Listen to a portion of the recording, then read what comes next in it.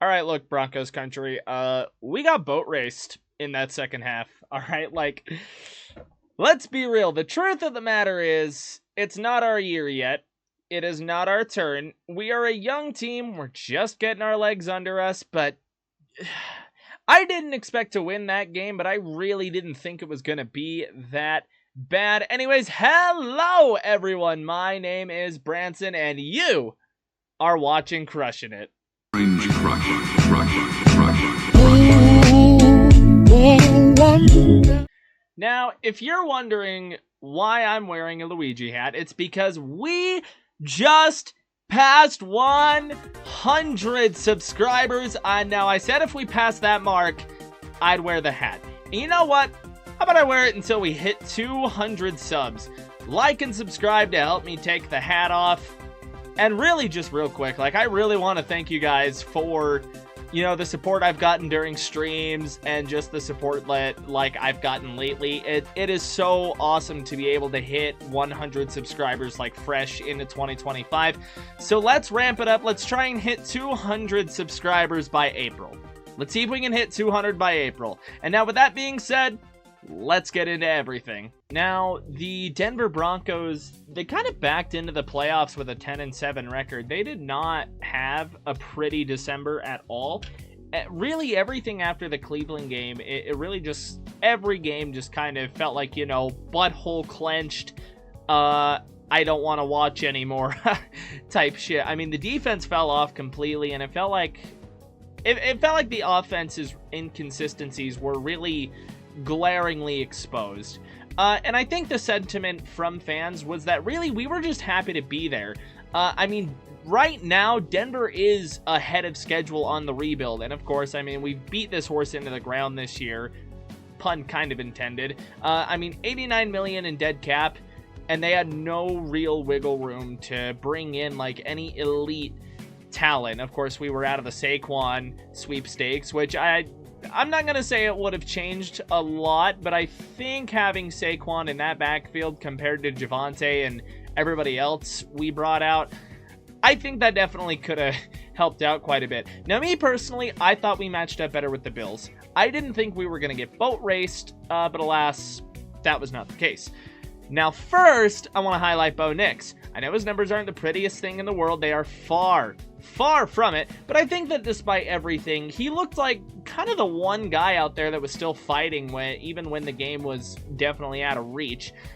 He should have at least 2 more completions to make this 13-22, 144-yard, 1-touchdown performance look a little better than it did. I know Sutton had a huge drop early in the game, and I know Franklin had a drop kind of later in the game, and both came on 3rd downs, which sucks. At least I think both of them did. I know the Sutton one did, but that's in the past now. He also added 43 yards on the ground, which led the team again this year. God, not even the playoffs can kill Broncos narratives this year, can they? Damn it! Now, I think out of everything, this game just kind of took Denver's flaws and absolutely put them under a microscope, magnified them for the world to see. I did the wrong guy right there. Magnified them for the world to see. It seemed that Denver was just outgunned, outmatched, outmanned, outmaneuvered at every turn. What the Bills did to them offensively, and we'll get to that later, was abhorrent, and it makes me question whether or not Vance Joseph is the guy. But let's put that aside for now. I'm getting into a tangent. Issue number 1, front and center, is the lack of a goddamn run game, and we have been pounding into this all season long. And watching this game kind of made a lot of sense for some of the play calls this season with like a lot of the screens and shit. It's because Denver can't run the ball. The Broncos have not ran the ball at all this season. Not well. They somehow have the 16th ranked rushing attack, and I'll get into why. Bo Nix's contributions. Okay, Bo Nix ran for 430 yards. Okay, decent rushing numbers for your quarterback. Keep in mind, Bo Nix was working with limited weapons, and I hesitate to say weapons. No premier running back in the backfield. Nobody on this team. I don't think we had a guy run for more than like 80-something yards at all this year, which is insane to me. Of course, no 100-yard rusher since 2022. That's not the point. The point is, Bo Nix's 430 rushing yards were the difference between being the 16th ranked rushing offense and the 31st. Okay? And I emphasize on Bo Nix so much because this game also showed me for sure that I really think Bo Nix has to be the guy going forward. You look at what he did with the lack of help he had this year, especially from that rushing attack, and it's like you have to build around this guy. Bo, with some weapons, is going to be an absolute nightmare for this league, and once he gets a run game, I think that's going to do a lot to avoid a sophomore slump. But finding a blue chip running back, and I'm really going to pound this here in the draft this year, because I don't love this free agent running back class. So finding a guy in the draft, whether you find an absolute steal on day 2 to address a different position on day 1, or if you address running back on day 1, you have to find a blue chip running back this offseason, or I think there's going to be major problems, okay?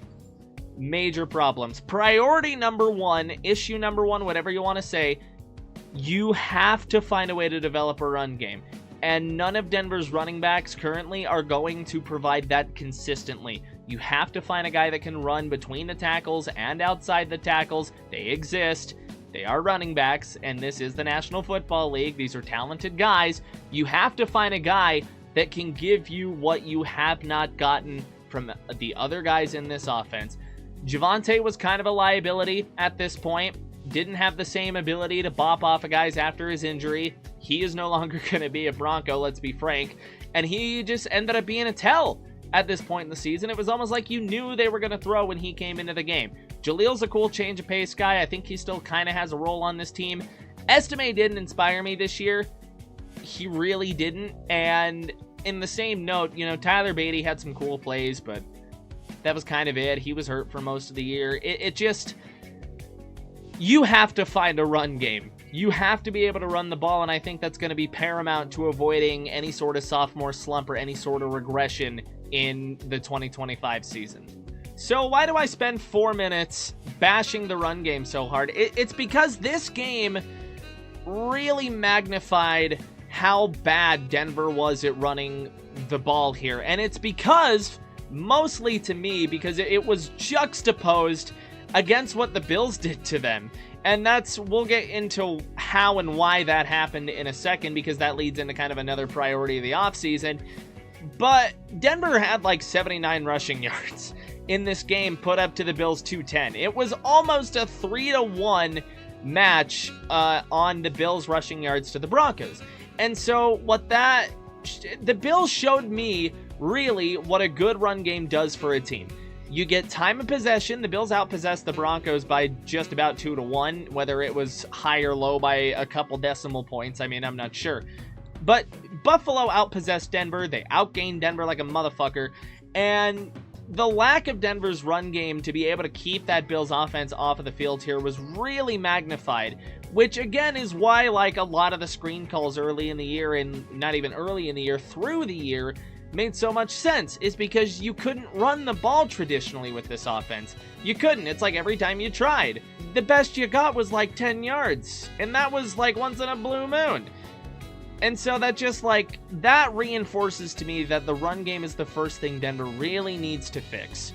And with that being said, what else did this game reveal to me? How else was I enlightened by an absolute ass blasting by the Bills?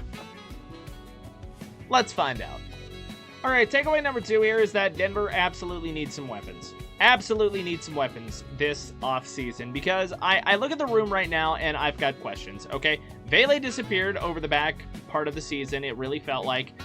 Mims feels like a good number 3. Sutton feels like an okay 1 guy. Definitely would be an elite number 2 guy in pretty much every offense under the sun. And Troy Franklin, I really want to see him develop, but I don't know if it's going to happen. And so I definitely think in the receiver room, like, you've got to kind of bring in some outside help here, whether or not you think you're going to get better immediate results by trading for a guy like Garrett Wilson. There's been some rumblings I've heard online, or like some hypotheticals. We'll leave it at that. I'm not saying you do. I'm saying maybe you could. Maybe you go out and get a guy in free agency, or maybe you look to the draft here. Maybe that's where your first round pick goes. Another thing too is you need a tight end, okay? And we have beat this horse into the ground since Noah Fant. Because Noah Fant was okay, and he did pretty okay with the Seahawks this year. You need a receiving threat at tight end. Adam Troutman's not it. Nate Adkins is not it. And God, like, Kroll isn't at this point either. And I know we had a lot of hope for Lucas Kroll because he's this kind of athletic freak, but he hasn't been it either. So you've got to go out and get a guy because Denver hasn't had a quote-unquote good receiving game from a tight end since National Tight End Day, which, to be fair, that Adam Troutman catch was cool as hell. But that doesn't excuse the fact that this tight end room has been some hot, steaming ass all season long, and for years now at this point. So, to wrap this in here, priority is to get some weapons, find another receiver for Bo, no matter how you got to get him, without overspending, get him a tight end, and then to add to getting weapons here and to connect everything, get a goddamn running back. Please. Please, I beg, George, please. I just want to run the ball. So this leads me into really my third and final takeaway here as we wrap up this episode of Crushing It.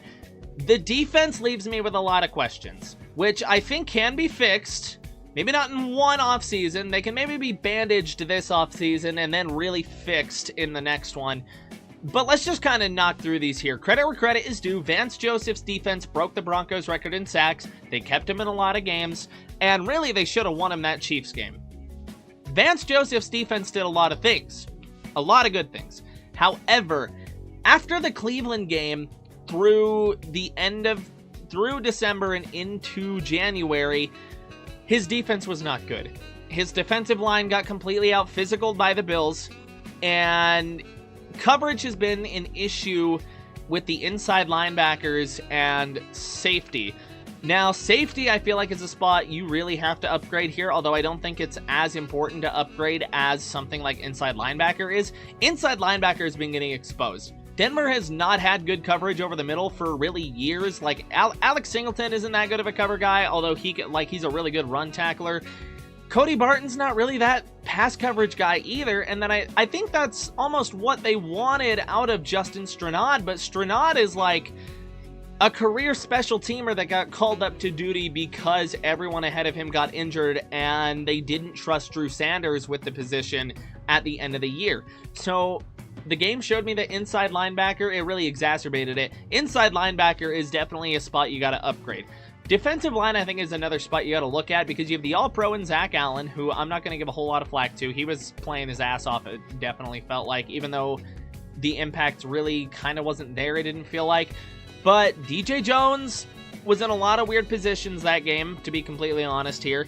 And it really just felt like, because Denver had some big boys on the D-line.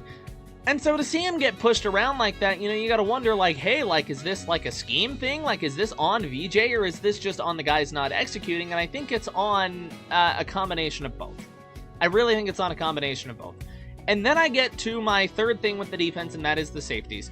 Brandon Jones is fine. I'm going to leave him out of this because Brandon Jones actually came in and replaced Justin Simmons really well. PJ Locke has to get upgraded. He definitely got ran on, for sure. That Ty Johnson touchdown, I think, was kind of the epitome of PJ Locke a little bit, where, like, he was just a step behind, and I don't know if that was just him kind of giving up on the play, or if that was him just legitimately being a step slower. You've got to upgrade there.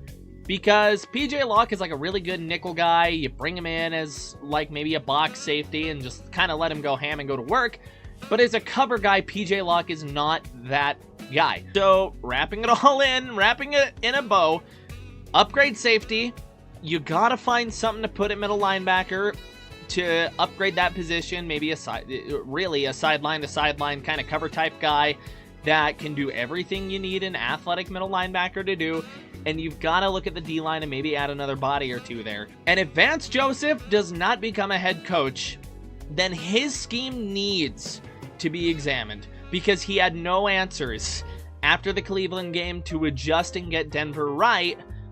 And you can tell that this defense was kind of not built to play from behind at certain spots. And so while they did a lot of good things, they were ranked highly in a lot of categories, they got exposed. Buffalo exacerbated it as they pounded us into oblivion, and that has got to be a question that you look at going into the offseason. All right, now look, I've done a lot of bitching this episode.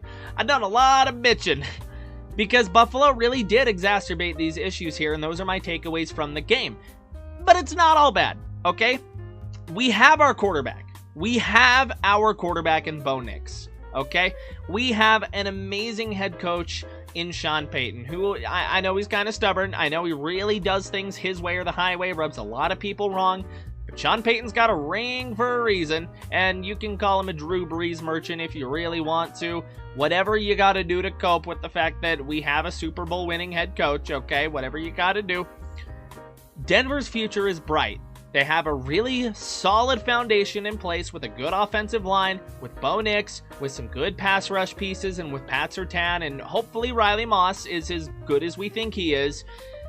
Denver just needs to find these last couple of pieces, and that's why I'm so excited about this offseason, why I'm so excited about next year of Broncos football, because Denver is going to have a legitimate chance to take this next step, to become one of these teams that can compete with the likes of the Buffalo Bills, that can beat the Chiefs at Arrowhead without having to take it to a last-second field goal, or being able to not get blocked on a last-second field goal. A team that can take it to Baltimore and maybe not win, but definitely not get 41-10 like they did. And so it's like this, it's not all bad. I know I've done a lot of bitching, it's not all bad.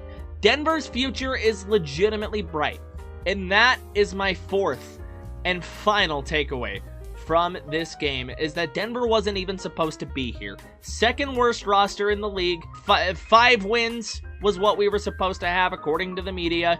We go 10-7. We're ahead of schedule on the rebuild, and things are looking just so unbelievably goddamn bright in Denver. And if you think so, you should like the video. You should subscribe. Let's get to 200 before April and get the Luigi hat taken off of my head. If you made it this far, give me a go Broncos, and I'll see you on the next episode of Crushing It. Once again, thank you guys so much for 100 subscribers. Let's make 2025 our best year yet. Love you guys.